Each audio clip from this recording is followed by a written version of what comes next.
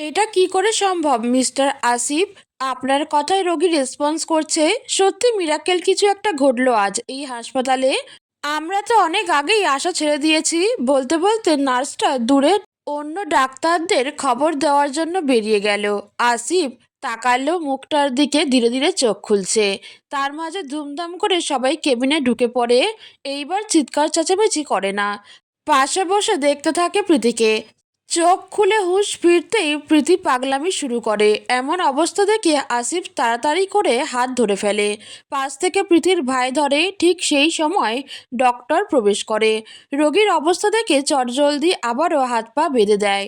আমাকে ছাড়ো, সবাই খারাপ, আমাকে ব্যথা দেয়। বলতে বলতে কেঁদে দেয়। প্রীতির মা এসে পাশে বসে। আস্তে আস্তে করে কথা বলে প্রীতির সাথে একটার পর একটা। প্রীতির সেই দিকে মন নেই, সে নিজেকে ছাড়াতে বিজি। একসময় ছুটতে না পেরে দীর্ঘশ্বাস ফেলে ছাদের দিকে তাকিয়ে থাকে। আমি হাসপাতালে আসতেই শুনলাম প্রীতির জ্ঞান ফিরেছে, তাও আসিফের কারণে। শুনে একটু না অনেক বেশি অবাক হলাম। কাঁপাকাঁপি পায়ে কেবিনে ঢুকতেই দেখি সবাই তাকে ঘিরে ধরে আছে। চোখ খোলা, দৃষ্টি সিলিংয়ের দিকে নিবদ্ধ। ধীরে ধীরে পাশে গিয়ে বসলাম। আমি যেতেই আসিফ কেমন করে সরে গিয়ে আমাকে জায়গা করে দিল। কাছে বসে হাত ধরতেই প্রীতি তাকালো, নির্মোহ নিষ্পলক দৃষ্টি। কোনো রকম অনুভূতি ছিটেফোঁটাও নেই। ওর হাত আবারও বেঁধে রাখা হয়েছে। জ্ঞান ফিরতেই নাকি আবার পাগলামি করছে। শরীরের জন্য তা ভালো না। আমাকে দেখে হঠাৎই বাচ্চাদের মতো কেঁদে আবদার করে উঠল, ওদের বলুন না আমার হাতটা খুলে দিতে, আমি চলে যাব, ওইখানে সবাই অপেক্ষা করছে আমার জন্য। বলতে বলতে চোখ বেয়ে পানি গড়িয়ে পড়ল। আমি শুধু নিঃশব্দে সেই দিকে তাকিয়ে রইলাম। কারো অপেক্ষা করছে? প্রীতি হয়তো মাথা চুলকাতে চাইলো, কিন্তু হাত উঠাতে না পেরে থেমে গেল। আমি মাথায় আলতো করে হাত বুলিয়ে দিলাম। এটা দেখেও অদ্ভুতভাবে দাঁত বের করে হাসলো। পর মুহূর্তেই জবাব দিল, নাম তো ভুলে গেছি। ওই যে ওরা, যারা আমার সাথে রাস্তায় ফুটবল খেলে। বলেই হি হি করে হেসে দিল। আমি অবাক, ও সত্যি বলছে নাকি মিথ্যা? সন্দিগ্ধ চোখে মায়ের দিকে তাকালাম। মা বোধহয় ভয় পেলেন, আমতা আমতা করে বললেন, আসলে তোর বউ পালিয়ে কখন কোথায় গিয়ে কার সাথে খেলা করে জানি না, হবে হয়তো রাস্তায় কোনো ছেলে। বলে তিনি একটা দীর্ঘশ্বাস ফেললেন। আমি আসিফের দিকে তাকালাম। সে তো বলেছিল প্রীতির খেয়াল রেখেছে, বাইরে যেতে দেয়নি, তাহলে কিভাবে যাবে?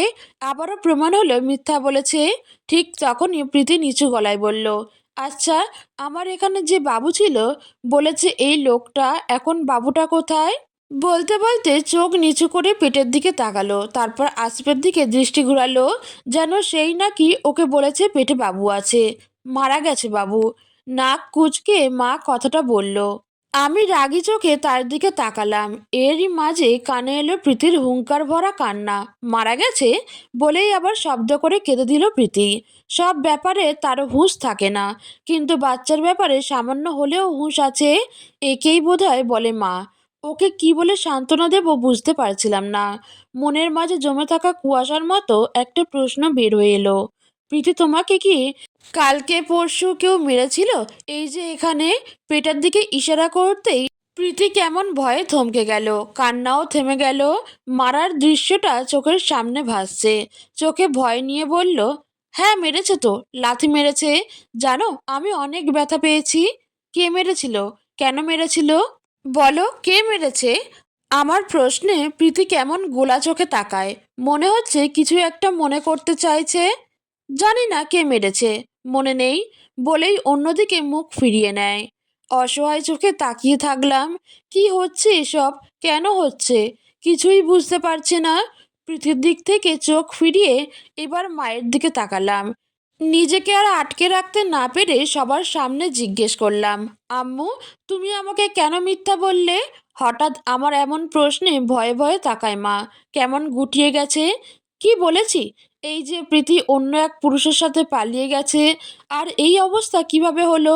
মা একবার সবার দিকে তাকায়, পর মুহূর্তে কেমন শব্দ করে কান্না করে ওঠে। সবাই ভ্রু কুঁচকে তাকায়। আমি নিজেও অবাক হলাম। ও হঠাৎ করে 11 মাস আগে এক সকালে উঠে দেখি নিজেকে নিজে আঘাত করছে, পাগলের মতো ব্যবহার করছে। আমরা সামলাতে চাইলে আমাদের ধাক্কা দিয়ে পালিয়ে যায়। ডাক্তারের কাছেও নিয়ে আসতে পারি না। প্রেগনেন্সির সময় অনেক জোর করে আসিফ একবার নিয়ে এসেছে, 30 মিনিটও থাকে না, ওকে ফাঁকি দিয়ে চলে গেছে। আমরা ওকে ডাক্তার দেখাতে আনলে রিয়াক্ট করতো, কামড় দিত, আমাদের আঘাত করে বাইরে পালিয়ে যায়। তার মাঝে একদিন এই অঘটনটা হয় মনে হয়। আমরা ঠিক জানি না, ও এরকম দিনে অনেকবার চলে যেত। রাতে অনেক কষ্টে খুঁজে নিয়ে আসতাম, মাঝে মাঝে পেতাম না। বেঁধে রাখলেও কেমন করে পালিয়ে রাস্তায় রাস্তায় ঘুরে বেড়াতো। তাই ওর চিকিৎসা করতে পারেনি, যার জন্য দিনে দিনে ওর অবস্থা আরো খারাপ হয়েছে। বলতে বলতে ডুকরে কেঁদে ওঠে। কিন্তু কেন যেন অদ্ভুতভাবে এই কান্নাকে আমি বিশ্বাস করতে পারছি না। একটা কথারও আমি যুক্তি পাচ্ছি না। কেমন সব এলোমেলো, যেন আদৌ সত্য, আদৌ মিথ্যা। কেমন রহস্য। মন বলছে মিথ্যা বলছে, বুকের ভেতর কেমন ধকধক শব্দ উঠছে। কত রাত বাইরে ছিল, রাস্তায় রাস্তায় ঘুরে বেরিয়েছে, সব কানে বাজছে। নিজেকে সামলে আবারও প্রশ্ন করলাম, আমাকে কেন মিথ্যা বললে? হঠাৎ ওর অবস্থা এমন কেন হলো? আমি জানি না কিভাবে হলো। হঠাৎ রাতের ব্যবধানে এমন হয়ে গেছে। আসলে আমি ভয় পেয়ে গিয়েছিলাম। দিনের মাঝে চারিদিকে ব্যাপারটা ছড়িয়ে পড়ে। ভয়ে লজ্জায় তোকে মিথ্যা বলি, যাতে তুই বাড়ি চলে না আসিস। আমি অবাক হয়ে গেলাম মায়ের কথা শুনে। মুখ দেখে স্পষ্ট মা মিথ্যা বলছে। আর এই যে প্রীতিকে হাসপাতালে এনে রাখতেই পারে না, এটাও মিথ্যা। প্রেগনেন্সির সময় নিয়ে আসতে পারলে তখন কেন পারেনি? ভেতরে এক ধরনের অস্থিরতা জমেছে। মনে হচ্ছে ভয়, সন্দেহ, রাগ সবকিছু মাথার ভেতর চেপে বসে আছে। কেন মিথ্যা বলছে বুঝতে পারছি না। একবার আকিব আসুক, সব বের করব। আর হঠাৎ করে একজন মানুষের এমন অস্বাভাবিক আচরণ কিভাবে হয়? নিশ্চয়ই কিছু একটা হয়েছে। কেউ হঠাৎ করে এমন হয় না। তাকিয়ে দেখি ইতিমধ্যে প্রীতি ঘুমিয়ে গেছে। ঘুমাতে অসুবিধা হচ্ছে, হাত পা বেঁধে রাখা বলে নার্সকে বলতেই খুলে দিল। আমি চলে গেলাম ডাক্তারের কাছে। প্রীতির কি হয়েছে জানতে হবে, চিকিৎসা করতে হবে ওর। প্রীতিকে কিছুক্ষণ একা রাখতে সবাই বাইরে চলে আসে। প্রীতম আর শ্যামা বাড়ি চলে যায়। ভাই, মা, শাশুড়ি মা থেকে যায়। তবে বাইরে, ভিতরে একমাত্র নার্স। 40 মিনিট পর ডাক্তারের চেম্বারের বিপরীতে পাশে দুইজন ডাক্তার, অন্য পাশে আমি। চেম্বারের আলোটা ঠান্ডা, টেবিলের ওপর কিছু রিপোর্ট ছড়ানো। মনে হচ্ছে কথা শুরুর আগেই সবকিছু ভারী হয়ে গেছে। দেখুন, আপনার স্ত্রীর ব্যাপারটা আমরা বুঝতে পারছি। উনি মানসিকভাবে অসুস্থ। কতটা কি হয়েছে সব পরীক্ষার পর বলতে পারবো। কিন্তু উনি অনেক অধৈর্য। উনাকে সামলানোর জন্য একজন লাগবে, যাকে উনি মানবেন। সব পরীক্ষা শেষে আমরা বলতে পারবো রোগীর আসলে কি হয়েছে। আমি থাকবো সেই একজন। আমি সামলাবো ওকে। স্যার, স্যার, 105 নম্বর কেবিনের রোগী নেই, হঠাৎ করে কোথায় চলে গেছে। বলতে বলতে নার্সটা এসে আমাকে দেখে কেমন ভয় পেয়ে গেল। 105 নম্বর কেবিনের নাম শুনেই বুকটা কেঁপে উঠল। এটাতেই তো প্রীতির কেবিনের নাম্বার। নেই শব্দটা শুনে মনে হলো কলিজাটা কেউ কামড়ে ধরেছে। ও এই অবস্থায় কোথায় গেল? হাঁটতেই তো পারবে না, তাহলে একা একা কিভাবে বেরোলো? মাথার ভেতর ঝড় শুরু হয়ে গেল। আমি আর কিছু না ভেবে চেয়ার ঠেলে উঠে দাঁড়ালাম। হৃৎপিণ্ড যেন বুকে নেই, গলায় উঠে এসেছে। ছুটলাম কেবিনের দিকে। হাসপাতালের করিডোরে দৌড়াতে দৌড়াতে মনে হচ্ছিল সময় কেন এত ধীরে চলে। সবকিছু ঝাপসা হয়ে যাচ্ছিল। বারবার মাথায় আসছে, প্রীতি কোথায় গেল? কেবিনের কাছে আসতেই দেখলাম সবাই আছে, শুধুমাত্র প্রীতি ছাড়া। আমাকে দেখে সবাই কেমন ভয়ে ভয়ে তাকালো। ওদের এমন মুখ দেখে রাগে ভেতরটা ধকধক করে উঠল। এতজন মানুষ থাকতে একজন মানুষ কিভাবে পালিয়ে যায়? পিছন পিছন দেখি ডাক্তাররাও এসেছে। তাদের দেখে রাগটা যেন আরো তত্তর করে বেড়ে গেল। কেমন হাসপাতাল আপনাদের? একজন রোগী পালিয়ে যায় আর আপনারা কেউ জানেন না এখানে সিকিউরিটি কি?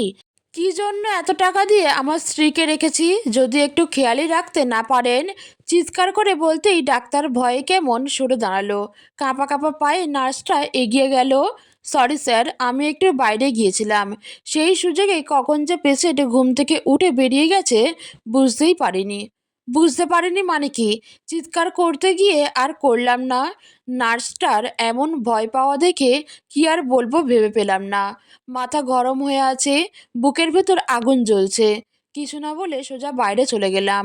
হাসপাতালের সামনে এসে তাকালাম, দুইটা রাস্তা। চোখ মুখ বন্ধ করে একটা রাস্তা দিয়ে হেঁটে চলে গেলাম। অর্ধেক যেতেই সামনে তাকিয়ে চোখের কোনা দিয়ে অজান্তেই জল গড়িয়ে পড়ল। দূরে থেকে দেখি হাসপাতালের পোশাক পরে প্রীতি দাঁড়িয়ে আছে। পেছনে রক্তের দাগ লেপ্টে লেগে আছে। কয়েকজন মানুষ বিরক্ত চোখে তাকে দেখে কী সব বাজে বাজে কথা বলে ফেলছে। কিছু মানুষ ভয়ার্ত আর ঘৃণামেশা চোখে তাকিয়ে কী সব অশ্লীল কথা বলছে। এমন সব কথা শুনে গা গুলিয়ে উঠল। তাড়াতাড়ি দৌড়ে তার কাছে গেলাম। ও ঠিকমতো হাঁটতেও পারছে না, নয়তো এতক্ষণে অনেক দূরে চলে যেত। কাছে এসে ওর অসহায় অবস্থা থেকে রাগ করতে ভুলে গেলাম। এক নিঃশ্বাসে কোলে তুলে নিলাম। ঠিক তখনই রাস্তার ওপাশে দেখি আসিফ দৌড়ে আসছে। আমাদের দেখে ওর চোখে আতঙ্কে মাথা স্বস্তি, মনে হয় সেও খুঁজছিল। আর তাকালাম না সেদিকে, সরাসরি কোলে করেই হাসপাতালে চলে এলাম। কেবিনে ঢুকতেই নার্সরা দ্রুত পোশাক বদলে ড্রেসিং করতে শুরু করলো। ছোট্ট সিজারের সেলাই ছিঁড়ে গেছে। সব শেষ হতে বেশ সময় লাগলো। শেষে নার্সকে কড়া গলায় বললাম, খেয়াল রাখবেন দ্বিতীয়বার যেন এমন কিছু না হয়। বলেই বেরিয়ে গেলাম কিছু ডাক্তারের সাথে কথা বলতে। আমি আমার ওয়াইফের চিকিৎসা আজ থেকেই শুরু করতে চাই। আপনাদের যা পরীক্ষা করার আছে করুন। রিপোর্ট দেখে আমাদের বলুন কি হয়েছে। সে অনুযায়ী প্লিজ আমার স্ত্রীকে দ্রুত সুস্থ করুন। আমার কথায় দুইজন ডাক্তার হতভম্বের মতো তাকিয়ে রইল। নিজেদের ভুল বুঝতে পেরে একটু নরম হয়ে গেল। ওকে মিস্টার আরিয়ান, আজ থেকেই সব শুরু করছি। ডাক্তারদের সঙ্গে কথা শেষ করে কেবিনে ফিরলাম। সবাই চুপচাপ, মুখ শুকিয়ে গেছে। সকাল থেকে বোধহয় কিছু খায়নি ভাবতেই আবার বাইরে বেরিয়ে গেলাম। রেস্টুরেন্ট থেকে সবার জন্য পিৎজা আর প্রীতির জন্য হালকা খাবার নিলাম, সাথে ফুড। ফিরে এসে হাতে হাত দিয়ে বললাম, প্রীতির পাশে বসতেই দেখি নির্লোভ চোখে তাকিয়ে আছে। একটা দীর্ঘশ্বাস বেরিয়ে এলো। ফুড কেটে ছোট করে মুখের কাছে ধরতেই মুখ ঘুরিয়ে নিল। প্রীতি বউ, তুমি কি চাও না বাইরে যেতে? চাই তো, বাচ্চাদের মতো মাথা নাড়িয়ে বলে ওঠে। হাসি আসলেও হাসি না। তাহলে এগুলো খেয়ে যত তাড়াতাড়ি সুস্থ হবে তত দ্রুত বাইরে যেতে পারবে। কথা শেষ হতেই ও হঠাৎ তুস করে আপেলের টুকরোটা মুখে নিয়ে নিল। পৃথির এই শিশুসুলভ আচরণ দেখে আর নিজেকে সামলাতে পারলাম না। না চাইলেও হেসে ফেললাম। ধীরে ধীরে এক এক করে সব খাইয়ে দিলাম। সবার দিকে তাকাতেই দেখি আসিফ কেমন অদ্ভুত চোখে তাকিয়ে আছে। ওর দৃষ্টি পড়তেই আকিবের কথা মনে পড়ল। খাবার শেষ করে বাইরে বেরিয়ে এলাম। পকেট থেকে মোবাইল বের করে নম্বরে কল দিলাম। হ্যালো আকিব, তুই কই? এই তো দিনাজপুর, প্রায় চলে আসছি। ডিরেক্ট হাসপাতালে যাব? হ্যাঁ, আর ছবিগুলোর ব্যাপার খোঁজ নিয়েছিস? কে দিয়েছে এসব? সব বলবো। খোঁজ নিয়েছি, সব পেয়েছি বন্ধু। মোবাইলে বলা সম্ভব না। আমি আসছি, তোর আপন মানুষগুলোই তোর কষ্টের মূল। আমি তাড়াতাড়ি আসার চেষ্টা করছি। আচ্ছা, তোর মায়ের নাম রেহানা বেগম, তাই তো? মায়ের নাম আর আপন মানুষ কথাটা একসাথে শুনেই বুকটা কেঁপে উঠল। তবে কি যা সন্দেহ করেছি তাই? আতঙ্কে গলা শুকিয়ে গেল। হ্যাঁ, কিন্তু কেন? এসে বলবো। নিজেকে শান্ত রাখ। বলেই কল কেটে দিল আকিব। মনটা ভারী হয়ে গেল। হাঁটু কাঁপতে লাগলো। আর হাঁটতে পারছি না।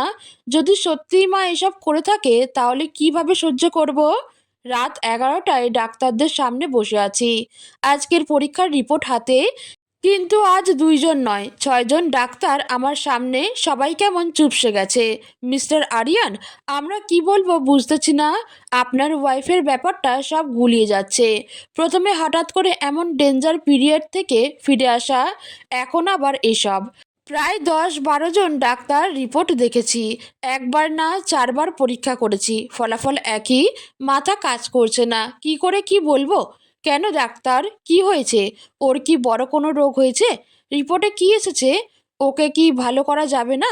শীতল ঠান্ডা কণ্ঠে জিজ্ঞেস করলাম, কিন্তু ভিতরটা ছটফট করছে। রোগ না থাকলে কি ভালো করবেন আপনি? আমরা নিজেরাই বুঝতে পারছি না আপনার স্ত্রীর কি হয়েছে। রিপোর্টে সব নর্মাল, মাথায়ও কোনো সমস্যা নেই। কিন্তু উনাকে দেখে স্পষ্ট বোঝা যাচ্ছে উনি অসুস্থ। উনার বডি কন্ডিশন ঠিক নেই। কিন্তু রিপোর্টের রেজাল্ট বারবার একটাই, সরি মিস্টার আরিয়ান, আপনি চাইলে অন্য হাসপাতালে দেখাতে পারেন। ডাক্তারের কথা শুনে শান্ত হতে পারলাম না। রিপোর্ট সব ঠিক, তবুও প্রীতি কেন এমন আচরণ কেন করছে? একজন সুস্থ মানুষ কি হঠাৎ রাতে পালিয়ে গিয়ে অচেনা মানুষের কাছে শরীর বিলিয়ে দিতে যাবে? না, কোনো সুস্থ মানুষ এমন করে না। মাথা ঘুরে গেল। কেবিন থেকে বেরিয়ে এলাম, সিদ্ধান্ত নিলাম অন্য ডাক্তারের কাছে দেখাবো। করিডর দিয়ে হাঁটছি, হঠাৎ আসিফের রাগী গলা কানে এলো। পা থেমে গেল। সন্দেহে ভ্রু কুঁচকে এগিয়ে গেলাম। কাছে যেতেই শুনলাম, মা, তুমি সেদিন ওকে লাথিটা কেন মেরেছ? আজ তোমার জন্যই বাচ্চাটা নেই। সব দোষ তোমার। সত্যি বলছি, তুমি যদি আমার মা না হতে আমি গলা টিপে মেরে ফেলতাম। আসিফের কথাটা কানে যেতেই মনে হলো পায়ের নিচ থেকে হঠাৎ মাটি সরে গেছে, যেন কেউ শরীরের ভেতর থেকে সমস্ত শক্তি চুষে নিয়ে গেছে।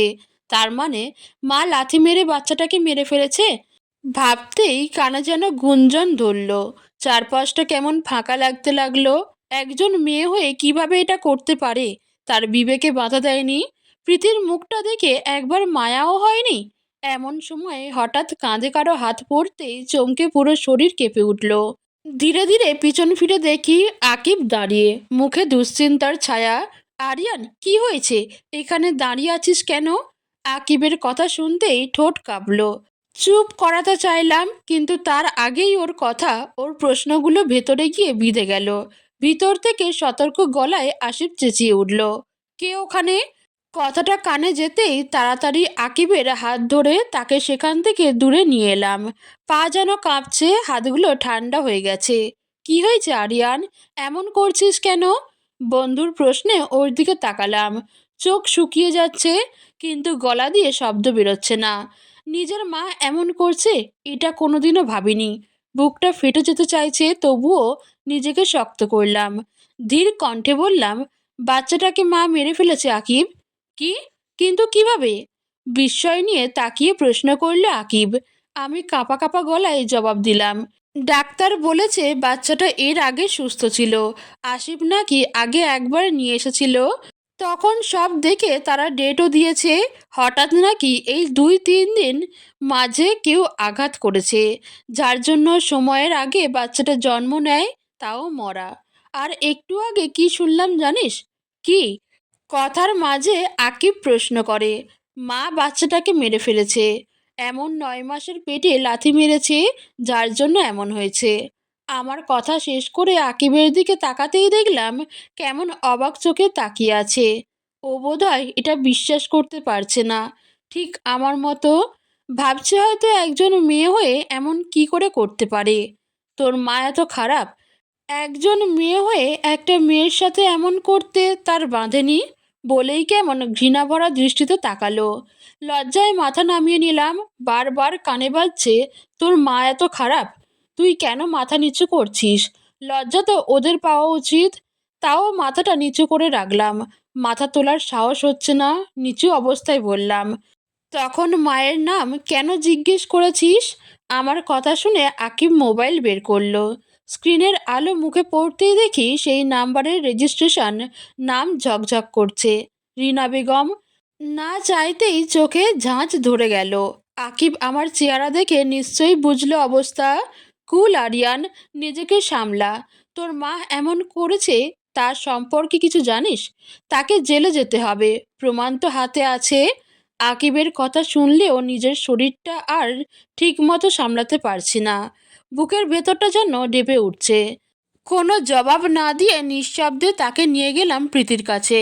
বিছানায় শুয়ে থাকা প্রীতিকে দেখে আকিবের চোখ বিস্ময়ে বড় হয়ে গেল। মুখ নিথর। কিছুক্ষণ তাকিয়ে থেকেও কাপা কণ্ঠে বলল, কিভাবে সহ্য করছিস তুই আরিয়ান? ভাবির এই অবস্থা। বুকটা কেমন দম বন্ধ হয়ে এলো। আমি কিভাবে সহ্য করছি এটা আমি নিজেই জানি না। আকিবও কষ্ট পাচ্ছে, পাবেই তো। আমার সব মনের কথা, সব পাগলামি ও জানে।